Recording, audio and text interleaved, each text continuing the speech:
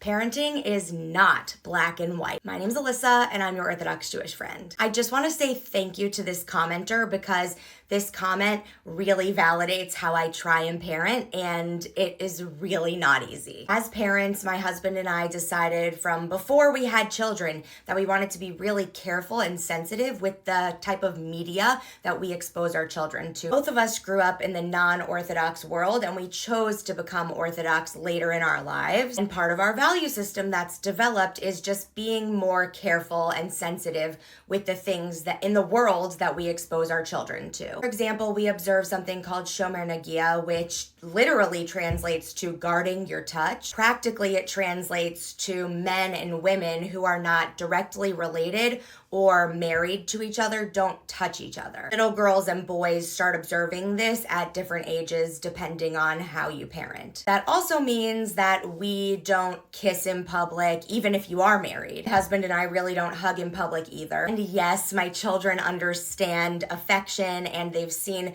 my husband and I express our love toward each other. The value we have is that special touching relationship between a man and a woman is reserved for the sacred relationship of a marriage. So we try and refrain from showing them movies where kisses and that kind of physical touch is just freely shown because it's just not in our value system. It doesn't mean it's bad, and that doesn't mean I judge anyone who shows their kids those things. We just choose not to. Even in the Orthodox world alone, there's always going to be such a wide range of the sensitivities that people have and what they are willing to or not willing to expose their children to. So even in my daughter's own school, in her own class, there's such a wide range of what kids are being exposed to and seeing. I think social pressures have a big influence on anyone, but I do see a big difference between my 3rd grade son and my 4th grade daughter, and she is extremely socially influenced. So in my family, we have hard no's. We use the line in our family a lot. That's nice that your friend has her own iPad. In our family, we have a family device. That's nice that your friend has a phone. In our family, we don't get phones until we're in high school. In our family, the kids don't have social media. Yep, in our family, we only listen to Jewish music. Those are examples of hard no's. There are times when I feel I need to be a little bit more lenient on things because I don't want to be saying no to her all the time. For example, while I did not necessarily want her to see Descendants with a friend, looked it up on Common Sense Media, and I decided that I would be okay with her seeing that movie. Is it ideal for me? No. And also, as someone who's in eating disorder recovery, we know that when we restrict and don't let anything, it really leads to a pendulum swing and can go